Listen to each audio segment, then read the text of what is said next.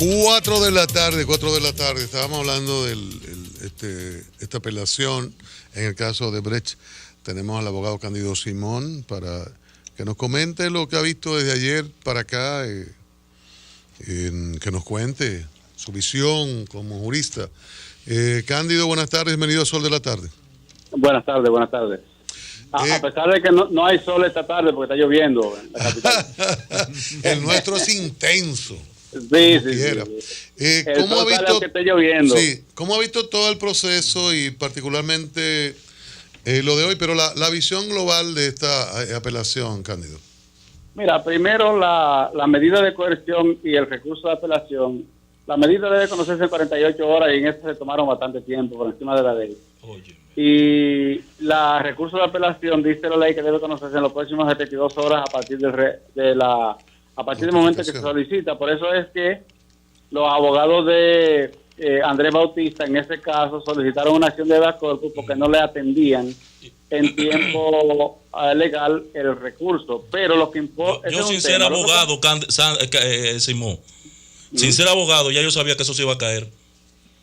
Sí, en principio sí, porque es un tema de formalidad, pero además ya lo habían fijado. Pero en la práctica, señores, una de las lecciones que trae este proceso es que está enseñándole a los demás jueces del sistema cómo se debe administrar una medida de coerción en principio, que hay unos plazos establecidos y críticos, que esto es lo que debe conocerse porque se para rápido. Ese es un tema. El otro componente es que llama muchísimo la atención que en ocasión de este proceso se está conociendo prácticamente el fondo.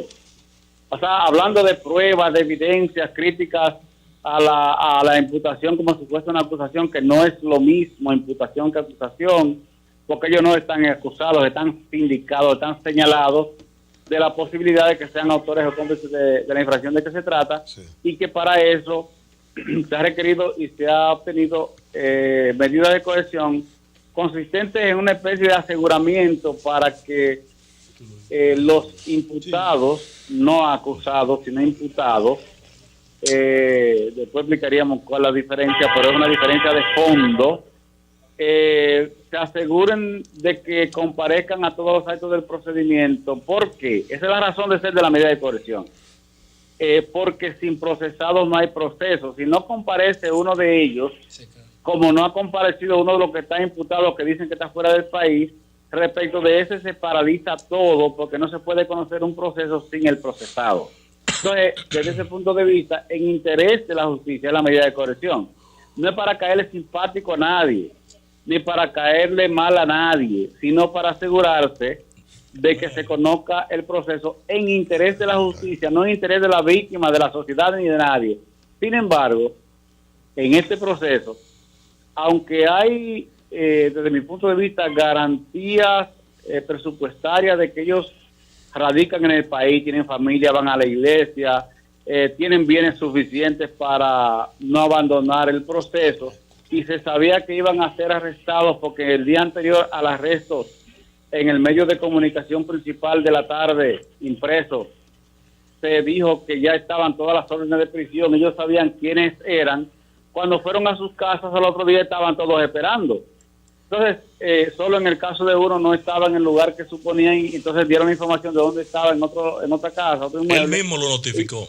Y cuando fueron estaba ahí, que fue el caso de Díaz Rúa, de manera que ellos sabían que los iban a arrestar. Sin embargo, quizás Díaz Rúa no, porque unos abogados le habían dicho que tenían eso resuelto y le mintieron, pero es otra parte, y está bravísimo con esos abogados que le habían dicho que todo estaba resuelto. Pero ese es otro tema, no los abogados de ahora, sino unos asesores que tenían. Lo que importa es que no había en principio sospecha de fuga, es decir, sospecha de que no comparecerían a todos los actos de procedimiento, y sin embargo el juez dispuso prisión preventiva. Lo que importa ahora es que desde la perspectiva procesal llama la atención que se está dilucidando públicamente todas las evidencias, la responsabilidad penal o no, la culpa o no, y eso no es una medida de coerción. Claro. Eso es un componente. El otro componente es que para que no se sorprendan, desde mi punto de vista, es muy posible que en el caso de algunos, 2 o 3 de ellos, esos jueces le varíen la medida de coerción de prisión por arresto domiciliario con un dispositivo electrónico u otro mecanismo, porque, por ejemplo, hay uno que está muy enfermo, según hay diagnósticos que no lo han verificado, César Sánchez. Ese es el único caso.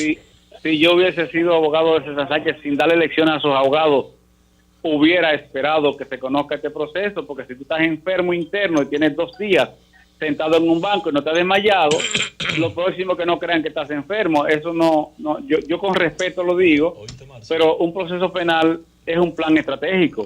Es como un escenario de ajedrez, que es un campo de batalla puesto sobre un tablero. Es que tú tienes que aprender a mover las fichas y saber qué fichas sacrificas y cuáles fichas exhibes para no quedar mal ante el contendor, que en este caso es una confrontación procesal. Pero lo que importa es que, por ejemplo, ese señor parece que está enfermo. Hay otra gente ahí que han evidenciado que posiblemente podría cambiarse la medida de coerción, y esto es bueno decirlo y ayudar en eso para que la gente, la sociedad, no se decepcione por el hecho de que pongan en libertad a algunos o lo lleven a arresto, lo saquen de la casa, lo lleven a arresto domiciliario, porque un cambio de medida de coerción no significa que hay que matar ni morir la esperanza de que se llegue a algo en un proceso de esta naturaleza, porque un cambio de medida de coerción simple y llanamente lo que significa es que el juez podría advertir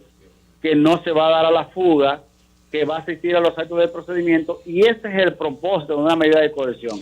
Eso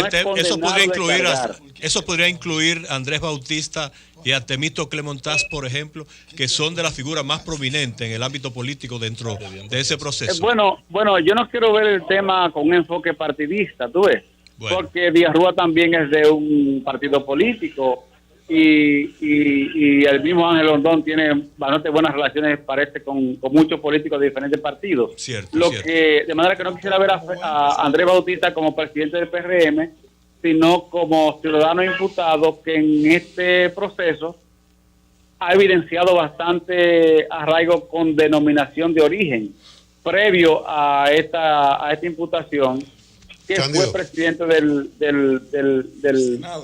digamos, de la Asamblea Nacional, y bueno, y parece que tiene algunas premisas eventuales para que se le cambie la medida de coerción. Eso es posible, y es bueno que se diga, porque eso puede suceder, y no hay necesariamente que asumir que porque le cambie la medida de coerción a uno u otro, ya el proceso va a caer, porque eso no es, la medida de coerción no es para determinar culpabilidad penal, sino un mínimo de responsabilidad en la imputación, que insisto, no es lo mismo imputado que acusado, no es lo mismo una imputación que una acusación. Cándido, que son escenarios diferentes. Cándido, comentábamos aquí a propósito de la suerte de advertencia que hizo Rondón, diciendo que que no di dinero, y si alguno de ustedes entiende que yo lo di, que pase al frente y me lo diga, que me acuse. Entonces estábamos comentando el planteamiento que hizo el Ministerio Público de separar a Rondón en la victoria,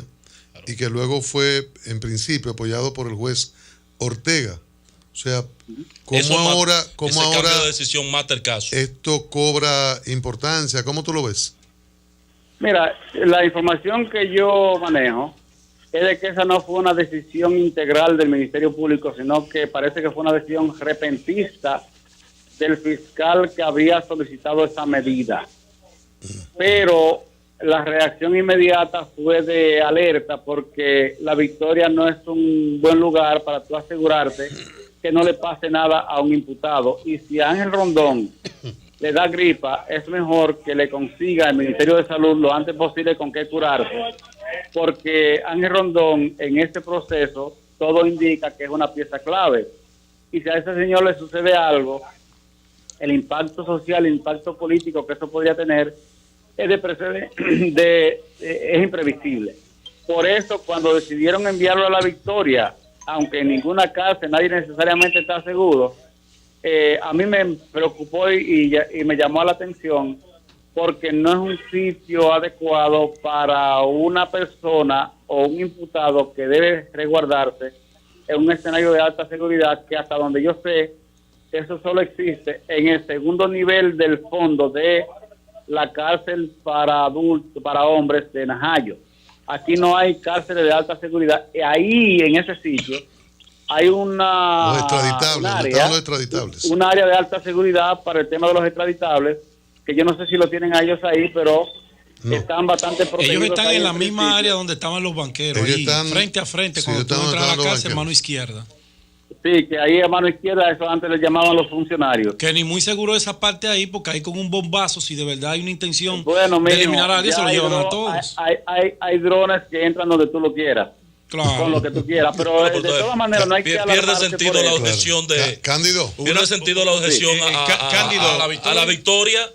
Cándido, Que una tampoco en la opinión. victoria nunca han matado a nadie, de que porque yo no veo, Se no han vi matado nunca en peligro. riña, en riña. Es una riña, Bueno, una pero, barricada, pero de la, yo no conozco un de caso. la victoria, No vayan a estando entrenar. condenados a 30, estando condenados a 20 y 30 años de la victoria, salieron los que mataron al senador aquella vez. Perfecto, y por eso es historia. Esos son casos de excepción. Cándido, Decepción. Cándido, una Claro, pues fue una opinión. excepción que lo sacaran estando condenado. Cándido, una opinión de el abogado experimentado, como lo Desbarataron eres el caso tú, cuando con lo mucha mandaron para la experiencia y que ha vivido y ha leído mucho sobre estos casos, ¿no?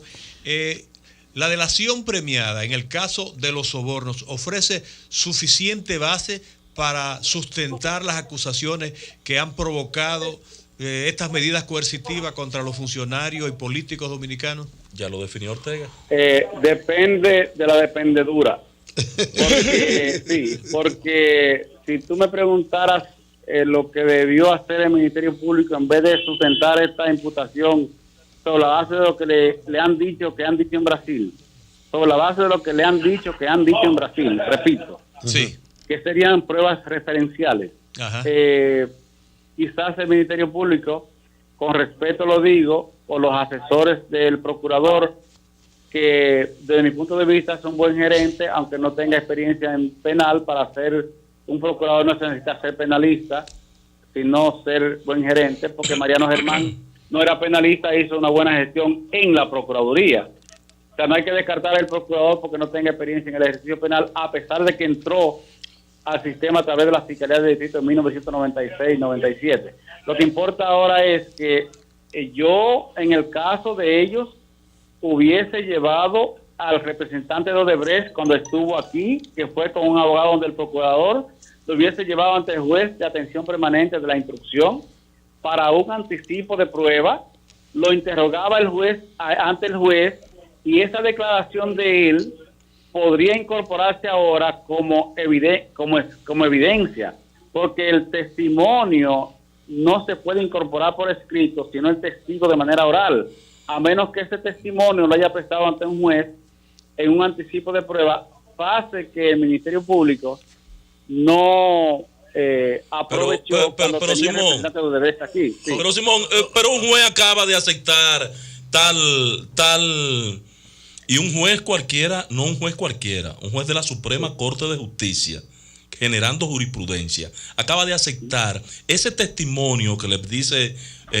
Luis José de delación, lo acaba de aceptar como pruebas suficientes para iniciar una medida de coerción, dictar una medida de coerción, hermano. Y vinculante. Pero ven acá, por No Dios.